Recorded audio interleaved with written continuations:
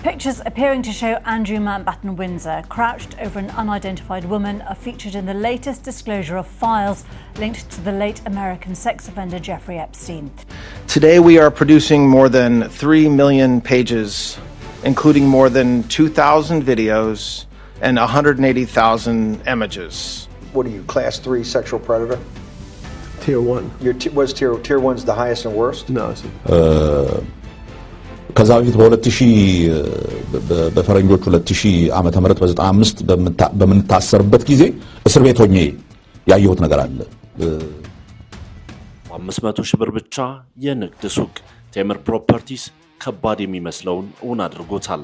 በፍጥነት እያደገ በሚገኘው ገላን ኮንዶሚኒየም ሮብ ሆቴል ፊት ለፊት 3000 ካሬ ሜትር ላይ ያረፈ G+7 የንግድ ሱቅ ግንባታ ጀምረናል።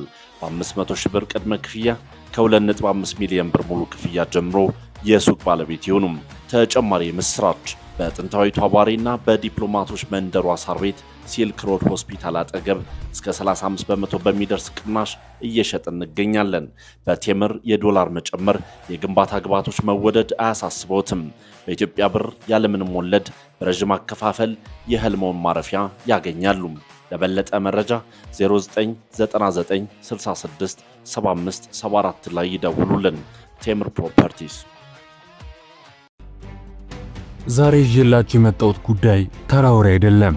ዓለምን እያናወጠ ያለ የትላልቅ ሀገራት መሪዎችን እንቅልፍ የነሳ እናም ብዙዎቻችን ለዓመታት ይሄ ነገር ሴራ ነው ስንል የነበርነውን ነገር እውነት መሆኑን ያረጋገጠ ትልቅ መረጃ ነው።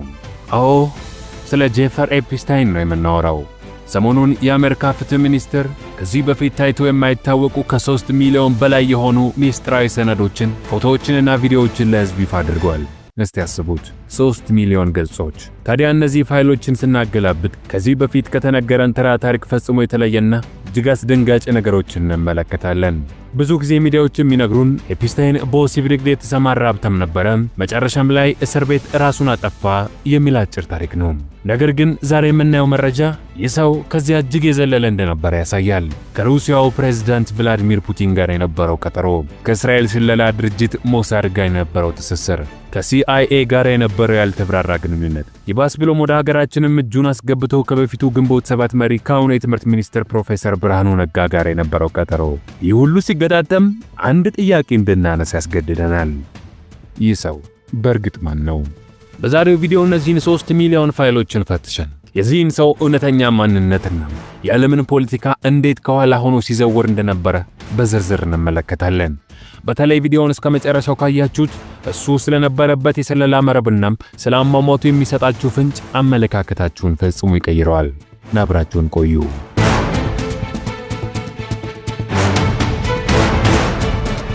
ወደ ሚስጥራዊ ፋይሎቹ ከመግባታችን በፊት መጀመሪያ አንድ መሰረታዊ ጥያቄ እንመልስ።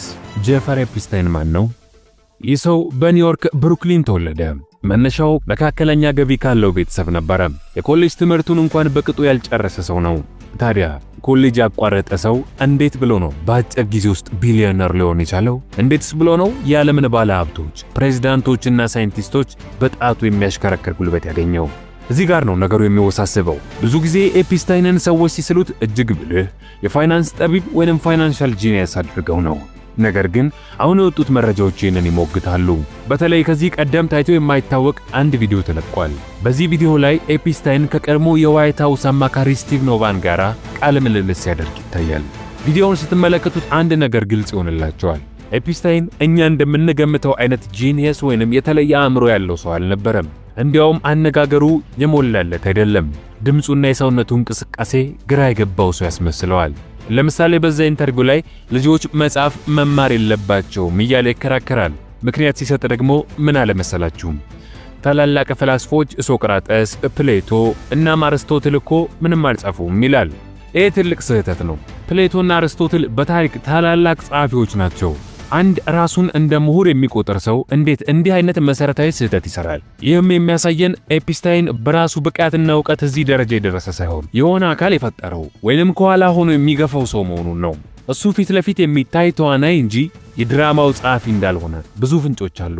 እሱ በተፈጥሮ ተራ የዎል ስትሪት ነጋዴ ሊሆን ይችላል። ነገር ግን በአንድ ወቅት በሆነ አጋጣሚ በትላልቅ የስለላ ድርጅቶች አይን ውስጥ ገብቷል። እነሱም የእሱን ድክመት ማለትም ለገንዘብና ለሴቶች ያለውን ጉጉት ተጠቅመው እንደ መሳሪያ ቀረጹት። ለምን? ምክንያቱም እንዲህ አይነት ሰዎች ለጥቁር ገበያ መረጃ ወይንም ብላክሜል ለመሰብሰብ ፍቱን መድኃኒት ናቸውና።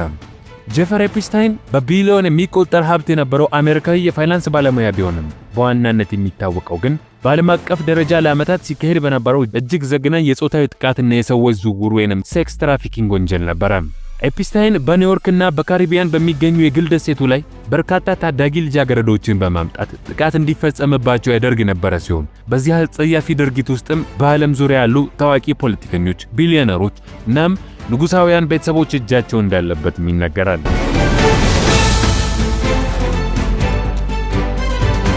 ስለማንነቱ ይሄን ያክል ካልን አሁን ወደ ተለቀቁት 3 ሚሊዮን ሰነዶች እንሂድ። እዚህ ውስጥ የተገኙት ኢሜሎች ኤፕስታይን ተራ ወንጀለኛ ሳይሆን ኢንተርናሽናል ስፓይ ወይንም ዓለም አቀፍ ሰላይ እንደነበር ያረጋግጣሉ። እስቲ ጥቂት አስገራሚ ኢሜሎችን እንመልከት። የመጀመሪያው ኢሜል የፑቲን ቀጠሮ። በ2011 ዓ.ም እንደ ፈረንጆቹ የዘመን ቀመር የተጻፈ ኢሜል ላይ ኤፕስታይን ወደ ሩሲያ ለመብረርና ከፕሬዝዳንት ቭላዲሚር ፑቲን ጋር ለመገናኘት ቀጠሮ እንደያዘ ይገልጻል። አስቡት፣ አንድ አሜሪካዊ የፋይናንስ አማካሪ ተብዬ እንዴት ብሎ ነው ከሀገረ መሪ ለዛውም ሀገራት ከሚፈሩት ከሩሲያው መሪ ጋር ቀጠሮ የሚይዘው? በኢሜሉ ላይ እንደተጠቀሰው ስለ ሩሲያው ፓስፖርትና ስለ ደህንነት ወይንም ሴኩሪቲ ጉዳዮች ሊያወራ ነበር። ይህ የሚያሳየው ኤፕስታይን በአሜሪካና በሩሲያ መካከል እንደ ድልድይ ሆኖ መረጃ ያቀብል እንደነበረ ነው። ሁለተኛው ኢሜል የዱባዩ ሱልጣንና እስራኤል ናቸው። ሌላው ጉድ ደግሞ ከዱባዩ ሱልጣን የተላከለት ኢሜል ነው። ሱልጣኑ ለኤፕስታይን ምን ብሎ ጻፈ? በዱባይ ስላለው የእስራኤል ኦፕሬሽን የሞሳድ እንቅስቃሴ መረጃ ልልክልህ ነው፣ ማታ እንደዋወላለን ይላል። ቆይ አንድ የዱባይ ባለስልጣን ስለ እስራኤል የስለላ ሥራ ለምን ለኤፕስታይን ሪፖርት ያደርጋል? መልሱ ግልጽ ነው። ኤፕስታይን የመረጃ ሰው ነበረ። ምናልባትም የሞሳድ ወኪል ሊሆንም ይችላል። የፕሮፌሰር ብርሃኑ ነጋ ጉዳይ ነገሩ ወደ ሀገራችንም ይመጣል። በሚስጥራዊ ፋይሎች ውስጥ ኢትዮጵያውያን ፖለቲከኞች የሚመለከት እጅግ አስገራሚ ኢሜል ተገኝቷል። በ2008 ዓ.ም እንደ ፈረንጆቹ የዘመን ቀመር አካባቢ ማለት ነው። ታዋቂው የፋይናንስ ሰው ዶክተር ሄንሪ ጃሬኬ ለኤፕስታይን አንድ መልእክት ይልካል። መልእክቱ ስለ ፕሮፌሰር ብርሃኑ ነጋ ነበረ። እንዲያውም የ2008 የኤፕስታይን ስኮላር በማለት ይጠራቸዋል። ያኔ ፕሮፌሰሩ በስደት ላይ የነበሩ የተቃዋሚ ፓርቲ መሪ ነበሩ። ናስቡት፣ የኤፕስታይን ስምና ገንዘብ በኢትዮጵያ ፖለቲካ ውስጥ ምን ይሰራል? ይበልጥ የሚያስደነግጠው ግን የኤፕስታይን ምላሽ ነበረ። ለዶክተር ጃሬኪ በሰጠው መልስ ላይ ስለ ፕሮፌሰሩ አካዳሚክ ብቃት አጣጥሎ ከተናገረ በኋላ መጨረሻ ላይ ነገር ግን ይህንን የስኮላር ሽፋን ትተን አመጽ ወይንም ብጥብጥ አሊያም ሪቢሊዮን ለማስነሳት ከሆነ የምንፈልገው አለሁበት አይ አም ኢን የሚል አደገኛ መልስ ይሰጣል። ይህ የሚያሳየን ኤፕስታይን ለሰብአዊ መብት ወይንም ለትምህርት በሚል ሽፋን የዓለምን መንግስታት ለማናጋትና አመጾችን በገንዘብ ለመደገፍ ምን ያህል ዝግጁ እንደነበረ ነው። ምንም እንኳን ፕሮፌሰር ብርሃኑ ነጋ ከኤፕስታይን ጋር በአካል ስለመገናኘታቸው ወይንም ቀጥታ ገንዘብ ስለመቀበላቸው የተረጋገጠ መረጃ ባይኖርም ስማቸው በእነዚህ የዓለም አቀፍ ሴራ ጠንሳሶች ጠረጴዛ ላይ መነሳቱና ኤፕስታይን አመጹን ለመደገፍ ፍላጎት ማሳየቱ በራሱ ብዙ ጥያቄዎችን የሚያጭር ነው። አራተኛው ኢሜል ሮበርት ማክስዌል እና ማስፈራሪያው። ይሄኛው የታሪኩ ቁልፍ ነው። ኤፕስታይን ከጊሌን ማክስዌል ጋር አብሮ ይሰራ ነበር። የጊሌን አባት ሮበርት ማክስዌል በታሪክ ይታወቃሉ። እሳቸው የእንግሊዝ የሩሲያና የእስራኤል ትሪፕል ኤጀንት ወይንም የሶስትዮሽ ሰላይ ነበሩ። በአንድ ኢሜል ላይ ኤፕስታይን እንዲህ ይላል፣ ሮበርት ማክስዌል ሞሳድን አስፈራርቶ ነበር፣ ካልከፈላችሁኝ ምስጢራችሁን አወጣለሁ ብሎ ነበር። ይህ የሚያሳየን ኤፕስታይን ይህንን የስለላ ቅርስ ከሮበርት ማክስዌል እንደወረሰና እሱም በተመሳሳይ መንገድ ይሰራ እንደነበረ ነው። ከምንመለከታቸው የመጨረሻው ኢሜል የሶሪያው ፕሬዝዳንት አሳድን ይመለከታል። ኤፕስታይን በሶሪያ እስር ቤት የታሰረ ጓደኛውን ለማስወጣት ከፕሬዝዳንት በሽር አልአስአድ ጋር ቀጥታ መስመር እንዳለው የሚጠቁም ኢሜል አለ። አሜሪካ ከሶሪያ ጋር ጠላት በሆነችበት ሰዓት አንድ ግለሰብ ግን ከፕሬዝዳንቱ ጋር ቀጥታ ግንኙነት ያለው በምን ሂሳብ ነው? መልሱ አንድ ነው። እሱ የመንግስት ድብቅ መልእክተኛ ነበረ። ነገሩን ይበልጥ ያረጋገጠው ደግሞ የኤፕስታይን ጠበቆች ለሲአይኤ የጻፉት ደብዳቤና ያገኙት መልስ ነው። ጠበቆቹ በ2011 ዓ.ም ለሲአይኤ እንዲህ አሉ፣ ስለ ኤፕስታይን ያላችሁን መረጃ ስጡን፣ እኛ እንደሆነ እንደምታውቁት ሰውየው ከእናንተ ጋር ይሰራል በሚል ድምፅ ጠየቁ። ሲአይኤ የሰጠው መልስ ግን ግሎማር ሪስፖንስ ይባላል። ስለዚህ ሰው መረጃ መኖር አለመኖሩን ማረጋገጥ ከሆነ መካድ አንችልም። ምክንያቱም ይህን ሰው ማውራት የአሜሪካ ብሔራዊ ደህንነትን ይጎዳል የሚል መልስን ሰጡ። ልብ በሉ CIA ስለ አንድ ተራ ዜጋ ሲጠየቅ መረጃ የለንም ነው የሚለው።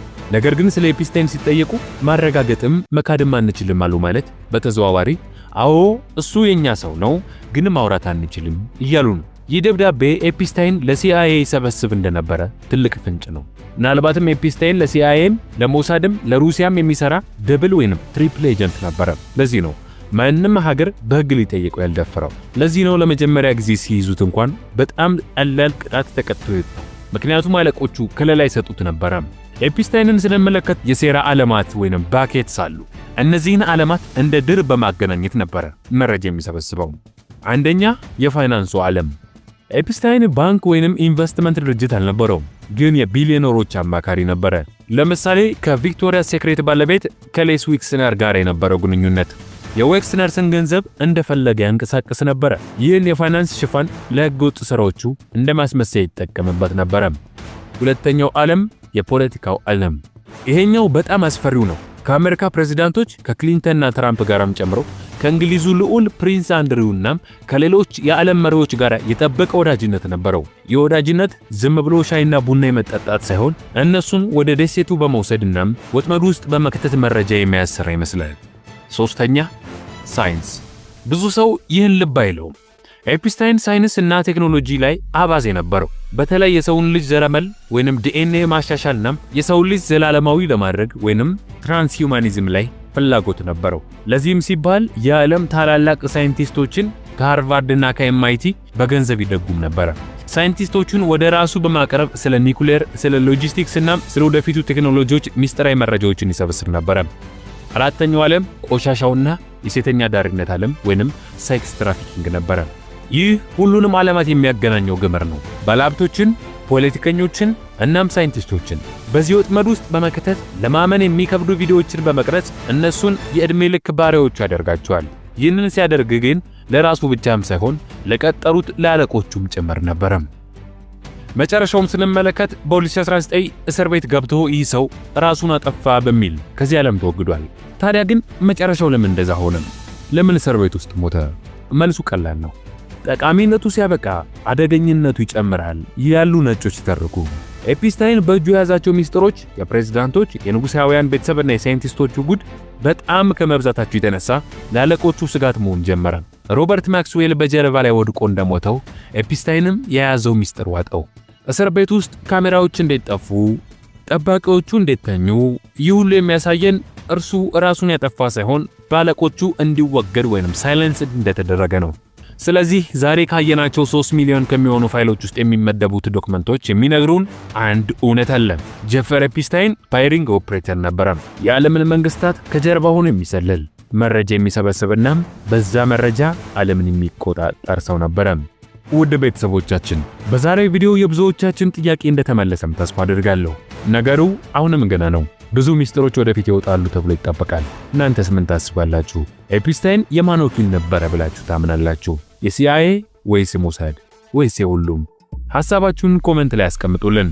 እስካሁን ደቂቃ ድረስ ስለተከታተላችሁን ከልብ አድርገን እያመሰገንን ቪዲዮን ከወደዳችሁት መረጃ ሰጪ ነው ብላችሁ ካሰባችሁ እንዲሁም ለሌሎች ለብዙዎች እንዲደርስ ያግዘን ዘንድ ቪዲዮ ላይክ፣ ቻናሉን ሰብስክራይብ በማድረግ እንዲሁም ያላችሁን ሐሳብ አስተያየትም ከስር በኮሜንት መስጫ ስፍራው ላይ በማስቀመጥ ቤተሰባችንን ይቀላቀሉ። በቀጣይ መረጃ ሰጪ በሆነ ቪዲዮ እስከምንገናኝ ሰላም።